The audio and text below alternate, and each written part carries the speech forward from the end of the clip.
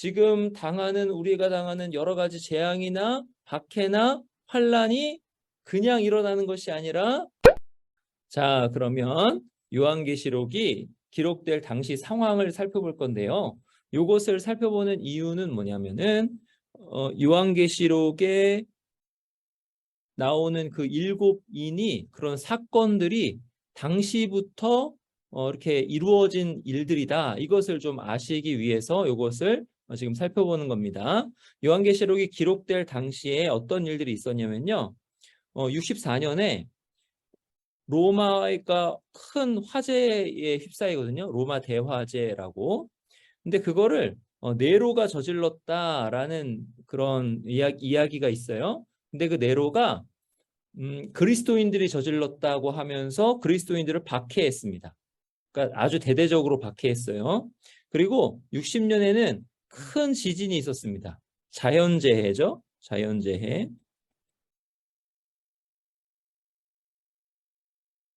그런데 79년에 또 자연재해가 있었는데 이번에는 화산 폭발이 있었어요. 베수비오 화산이라고 폭발이 있었고요. 그 다음에 92년에는 곡물 파동이 있었습니다. 그러니까 식량값이 굉장히 많이 올라간 거예요. 기근이죠. 이러한 지진, 화산 폭발 같은 자연재해가 있었고, 그리고 기근이 있었다라는 거죠. 그리고 그리스도인들에 대한 박해가 있었다라는 거예요. 그러면 이때에 그리스도인들이 의문을 가질 수 있죠. 어떤 의문을 가질 수 있냐면, 예수 그리스도께서 승천하셨잖아요. 하늘로 승천하셔서 하나님 보좌 우편에서 다스리시고 계시는데 예수님께서 왕으로서 지금 다스리고 계신가라는 의문이 들 수 있다는 거죠. 예수님께서 다스리고 계시다라면은 왜 이러한 박해가 그리스도인들에게 임하는가? 왜 많은 그리스도인들이 그렇게 큰 박해를 받고 끔찍하게 죽어가는가? 이런 의문이 생긴다라는 거죠. 그럼 이 의문들에 대해서 요한계시록이 답을 주고 있습니다. 어떻게 답을 주고 있냐면 예수님께서 누구라고 하시냐면 땅의 임금들의 머리가 되신다라고 답을 주고 있는 거죠. 그리고 만국을 다스리는 권세를 주시는 분이다. 그러니까 예수님이 만국을 다스리고 계시니 예수 그리스도께 끝까지 충성하는 자는 만국을 다스리는 권세를 받는다라는 거죠. 예수님이 아버지께 만국을 다스리는 권세를 받으셨으니까 그것처럼 만국을 다스리는 권세를 받는다. 이 말은 뭐예요? 예수 그리스도께서 만국을 다스리신다. 이 말이죠. 자, 이것에 대해서 답을 주는데요. 요한계시록 6장 1절에서 8절이 답을 줍니다. 어떤 답이냐면 세상은 혼돈스럽다. 맞다. 그렇지만 그리스도께서 다스리고 계신다. 이것을 보여주는 거예요. 고난이 임하지만 이 고난은 무차별적이거나 우연히 발생하지 않는다. 이 말은 뭐냐면 하나님도 이 고난에 대해서는 어쩔 수 없는 거야. 예수님도 어쩔 수 없는 거야. 이렇지 않다는 거죠. 고난은 정확한 시간표에 따라서 정확한 다스림에 따라서 계획에 따라서 이렇게 임하는 거다. 이것을 말씀하는 거예요. 그리고 그 목적이 뭐냐? 어떤 그 고난, 그 재앙의 목적이 뭐냐 했을 때는 구속과 심판이다라는 거예요. 우리의 구원을 이루시고 그리고 우리 그 세상을 심판하시는 것이 바로 고난의 목적이다라는 거죠. 자, 그리고 교회가 겪는 모든 시련과 박해를 누가 주관하시냐 했을 때는 보좌에 앉으신 그리스도께서 주관하신다. 이것을 계시록 6장 1절에서 8절에 네 인 그리고 네 말과 그 탄자들이 나오면서 가르쳐 준다라는 것입니다. 보좌에 앉으신 그리스도께서 이 모든 것을 주관하신다. 이것은 계시록 4장을 볼 때도 말씀드린 적이 있죠. 자, 그러면 5장의 두루마리 내용이 이제 시작된다라는 의미가 있는 거예요. 그러니까 4장을 지나서 5장에 무슨 어떤 환상이 보이냐면요. 5장에 두루마리를 예수님께서 취하십니다. 5장 1절에 보시면은 보좌에 앉으신 이의 오른손에 두루마리가 있는데 그 두루마리가 어떤 두루마리예요? 안팎으로 쓴 두루마리예요. 양면으로 쓴 거예요. 그리고 봉하였는데 뭘로 봉하였어요? 7인으로 봉하였죠. 이 두루마리가 이제 6장에 등장하는 거죠. 지금 요한이 울었어요. 왜 울었냐면 그 두루마리에서 인을 뗄 사람이 보이지 않아서 울었어요. 근데 누가 인을 떼냐 했을 때는 이기신 분이 인을 뗀다는 거죠. 유다 지파의 사자 다윗의 뿌리 누구예요? 예수 그리스도. 예수 그리스도께서 이기셨으니까 이기신 분으로 그 두루마리와 7인을 떼시리라 이렇게 되는 거예요. 죄와 사망 세력을 이기시고 평정하시고 모든 권세를 받으신 분으로 모든 권세를 가지신 분으로 이제 인을 떼시면서 역사의 진행을 이루어 가시는 거죠. 주권으로. 근데 역사의 진행 안에는 성도들이 당하는 고난과 그다음에 세상 사람들에 대한 심판이 같이 임하는 거예요. 자, 그러면 여기서 또 우리가 생각해야 될 건 뭐냐면 두루마리의 내용이 시행되는데 성도의 기도가 역할을 한다는 거죠. 그러니까 우리가 하는 기도가 그냥 하는 기도가 아니라 역사의 진행을 이루는데 하나님께서 사용하시는 기도라는 거예요. 여기 보시면 두루마리를 취하시죠? 그리고 여기 보세요. 향이 가득한 금 대접을 가졌는데 이 향은 뭐라 그래요? 성도의 기도들이다 그렇게 말씀하잖아요. 그러니까 이 두루마리를 취하셔서 두루마리의 인을 떼시면서 역사를 진행시키시는데 거기에 성도들의 기도가 역할을 한다라는 거죠. 그러니까 우리가 교회로서 기도한다는 것이 얼마나 큰 특권인가라고 하는 거예요.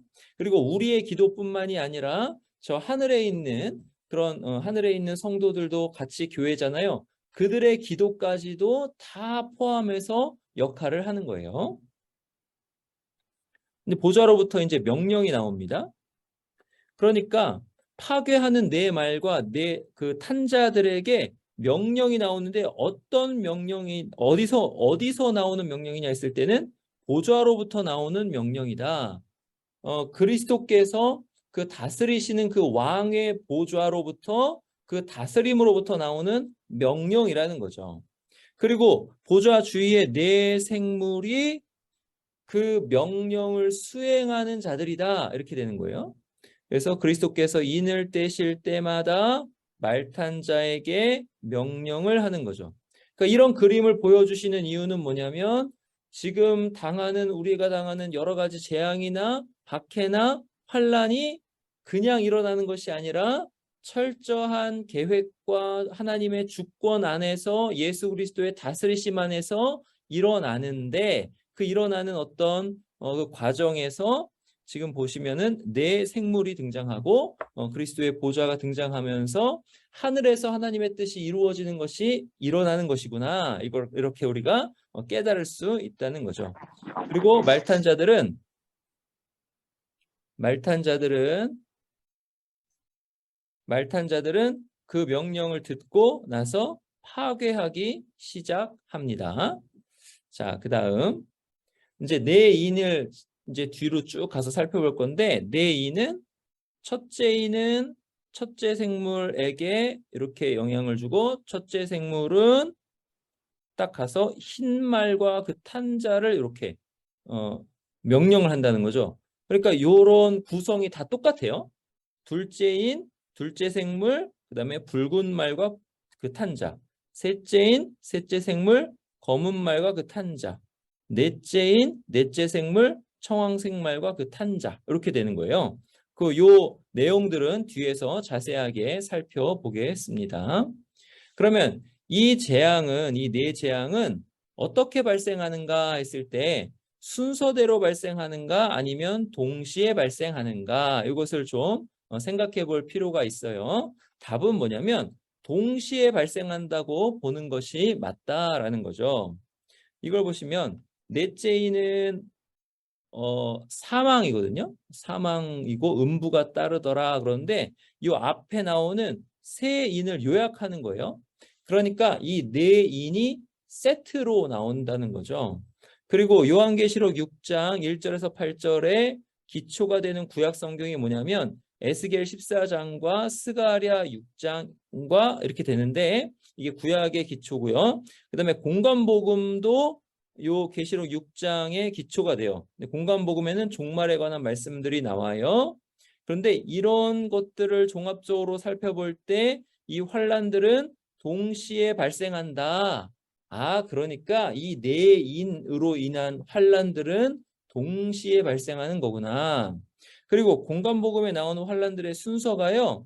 계시록 6장에 나오는 순서와 다른 거예요. 그러니까 시간별로 시대별로 차근차근 발생한다라고 하면은 이 순서가 다른 것을 설명할 수가 없습니다. 동시에 발생한다.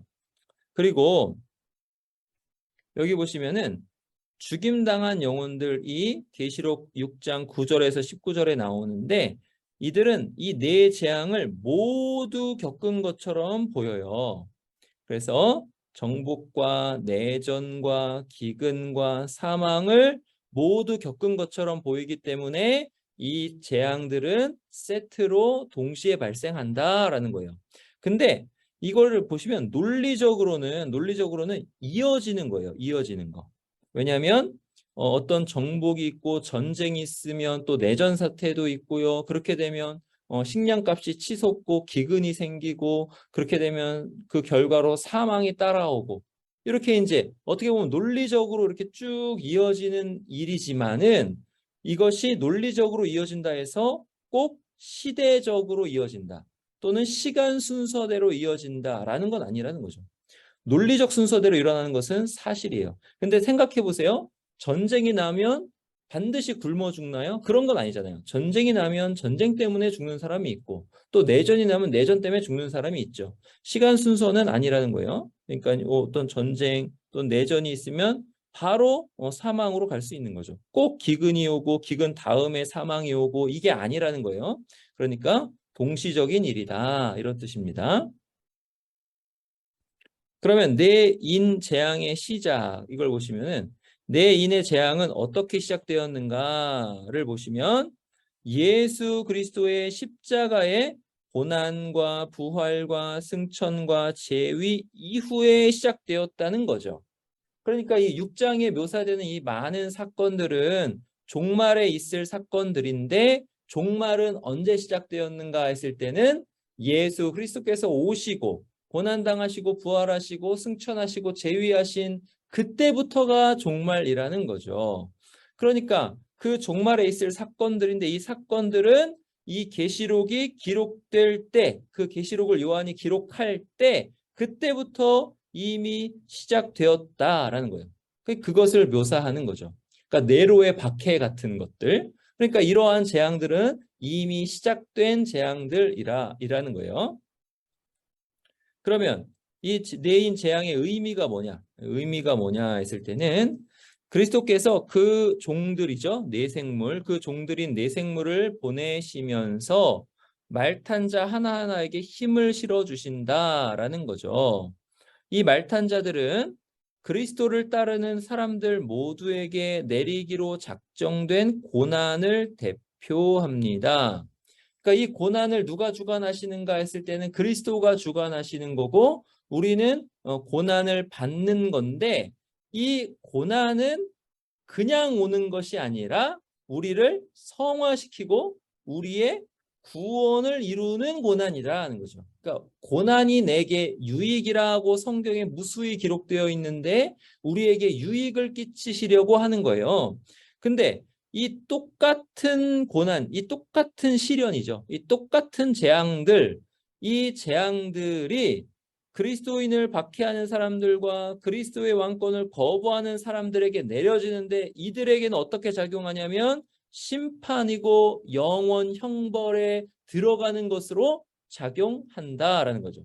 그러니까 같은 재앙이지만 우리에게는 유익이요 믿지 않는 자들에게는 심판으로 작용한다. 우리에게는 구원이요 그들에게는 심판으로 작용한다 이것입니다. 이게 네 재앙의 의미예요. 그럼 이 네 재앙은 그냥 뚝 나온 게 아니라 요한이 그냥 띡 나온 게 아니라 구약의 여러 가지 상징 이미지들을 가져와서 쓴 내용입니다. 스가랴 6장에 보시면은 말이 나오더라. 그래요. 네 병거 나오는데요. 첫째 병거, 둘째 병거, 셋째 병거, 넷째 병거. 여기 보시면 첫째 병거 붉은 말, 둘째 병거 검은 말, 셋째 병거 흰 말, 넷째 병거 어룽지고 건장한 말들 이렇게 되죠.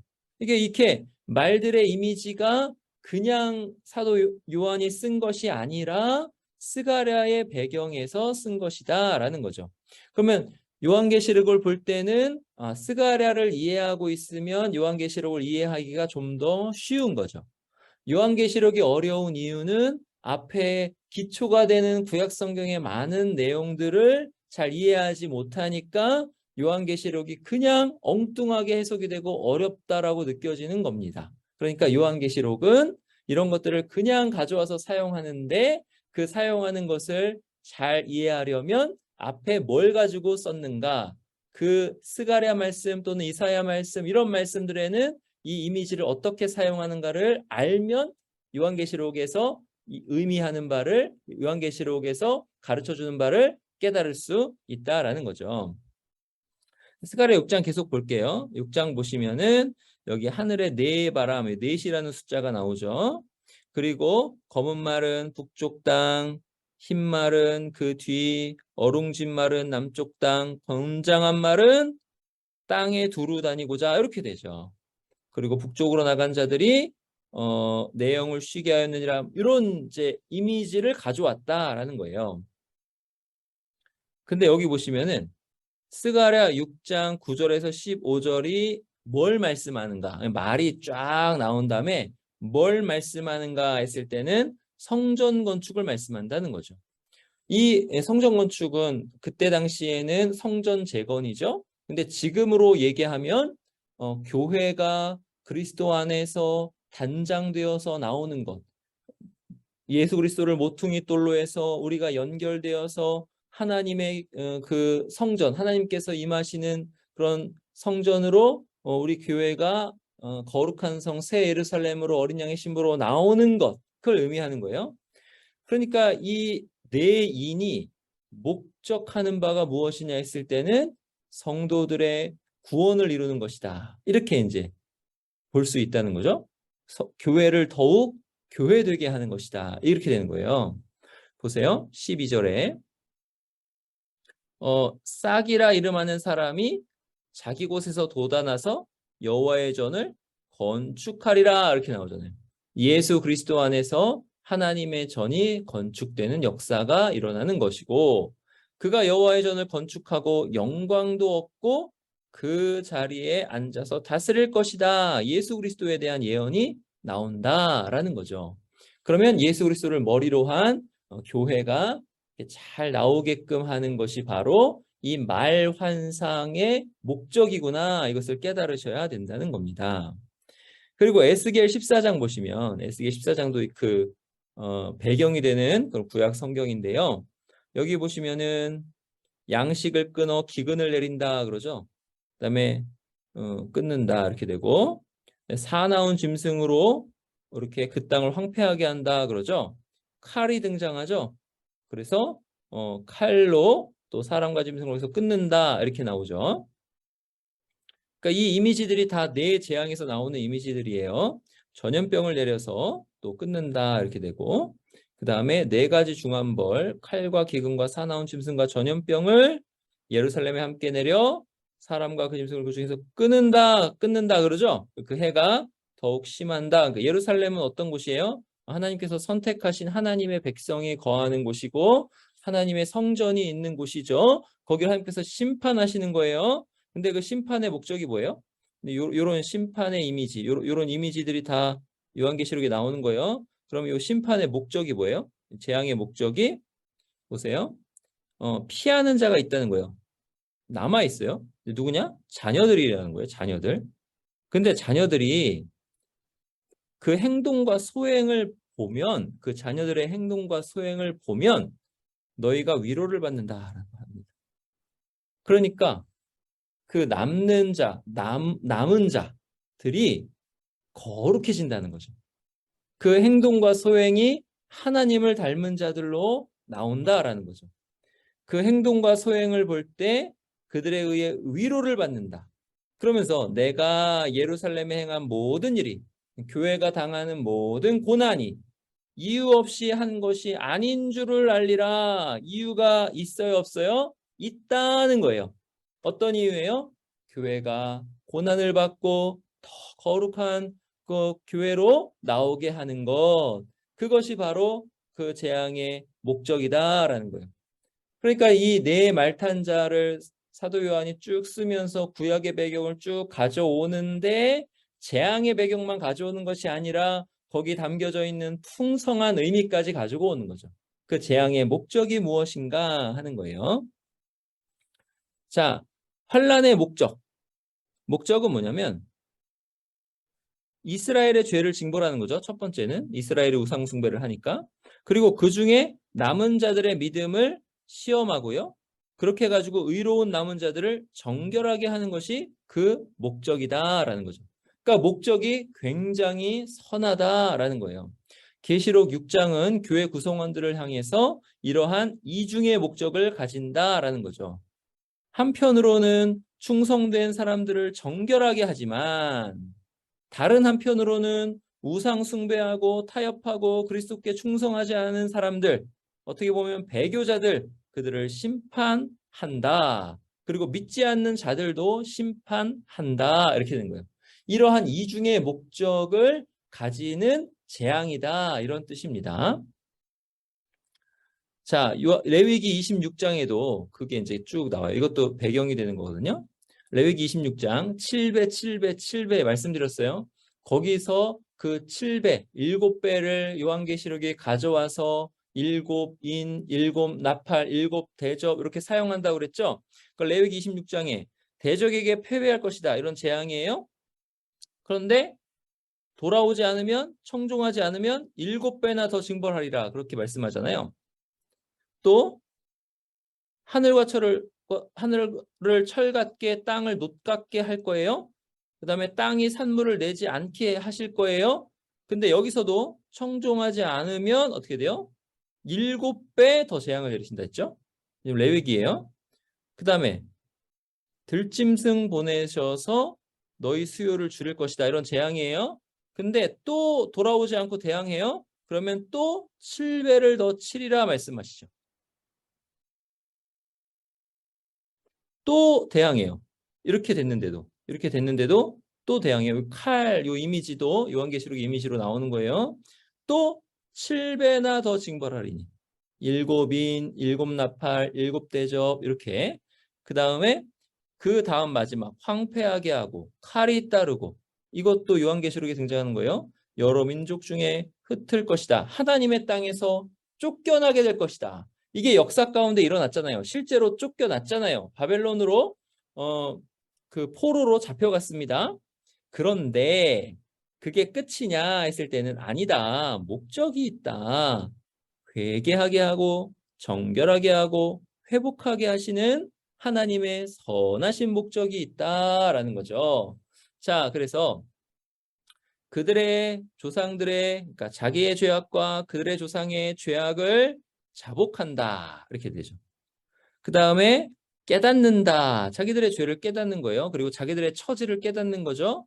그렇게 깨닫고 난 다음에 그 할례 받지 아니한 그들의 마음, 교만한 마음, 자기가 죽지 않은 마음, 자기 부인이 되지 않은 마음, 하여튼 그런 마음이 어떻게 돼요? 낮아진다. 낮아진다. 그리고 그들의 죄악의 형벌을 기쁘게 받는다. 이렇게 됩니다.